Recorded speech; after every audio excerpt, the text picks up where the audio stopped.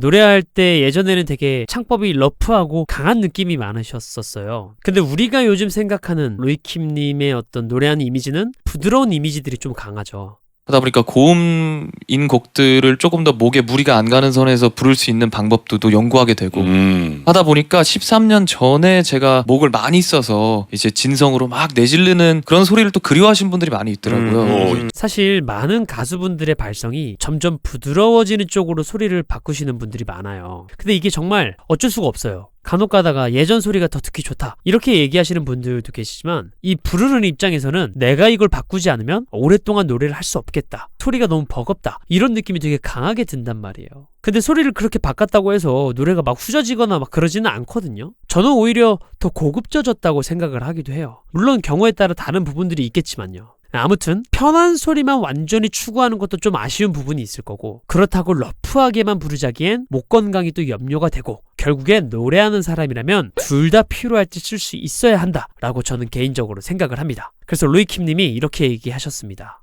이번 곡에는 좀 그래도 데뷔하자마자였던 그 창법을 좀 넣어보려고 좀 노력을 했죠. 예, 데뷔 초에 어떤 그 날것의 느낌을 좀 살리려고 하셨다고 합니다. 발성적으로 약간 다듬어지지 않은 듯한 그런 소리를 담으려고 하셨다는 얘기인데요. 보통 그런 소리들은 들어보면 뭔가 이렇게 묵직하고 긁고 하는 그런 느낌들이 있어요. 한번 볼게요. 내가 있을게 그대로. 자, 최근 라이브입니다. 요런 느낌이에요. 근데 사실 저렇게 부를 수 있는 게 로이킴님이 소리내는 감각이 좋으셔서 저렇게 무겁게 쓰고 긁으면서 내고 해도 부를 수 있는 거지, 일반인들은 저렇게 하려고 하면 더 외국은 잡고 막 무거워지고 쪼이고 하면서 한 곡 부르기도 어려워하시는 분들이 많아요. 그대로 이렇게 안 올라가고 그대로 이렇게 막히시는 분들이 훨씬 많을 거란 말이죠. 실제로 이런 분들이 훨씬 많아요. 정말 많이 봐왔습니다. 그래서 그런 분들은 어떻게 먼저 연습해야 하냐? 이런 소리를 먼저 추구해야 합니다. 모든 것엔 그대가 물들어 있어서. 아까 워우 하면서 질렀던 부분하고 같은 소울샵의 음정이에요. 소리가 굉장히 달라요. 소리 위치가 더 높고요, 두께감도 더 얇고요, 무게감도 더 가벼워요.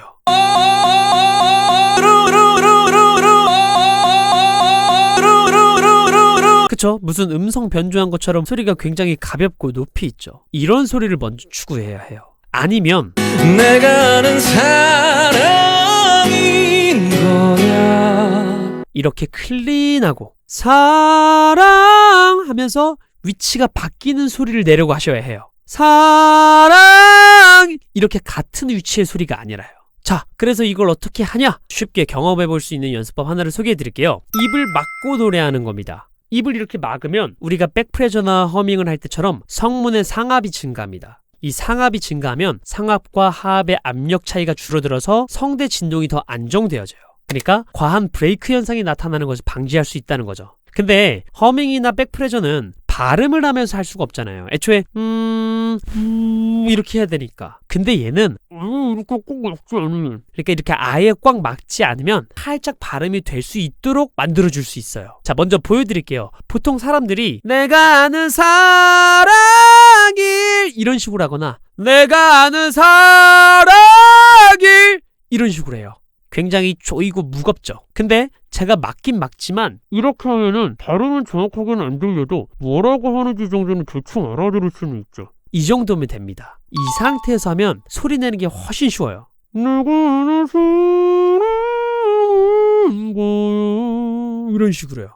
고음인데도 전혀 안 질릴 수 있어요. 이게 허밍이나 백프레저보다 좋은 점은 발음이 되어진다는 거예요. 그러니까 노래할 때와 훨씬 더 비슷한 조건에서 좋은 소리가 나올 수 있게 유도되어진다는 거죠. 허밍하고 백프레저는 애초에 입술하고 혀가 고정된 위치에 있지만, 지금 이 방법은 우리가 실제 노래할 때처럼 입술과 혀와 턱이 움직이니까 더 실전 같은 훈련인 거죠. 그럼 이대로 감각을 유지하면서 살짝만 떼보는 거예요. 살짝만 뗀 상태에서도 머릿속으로는 손을 대고 있다고 생각하세요. 그렇게 불러보면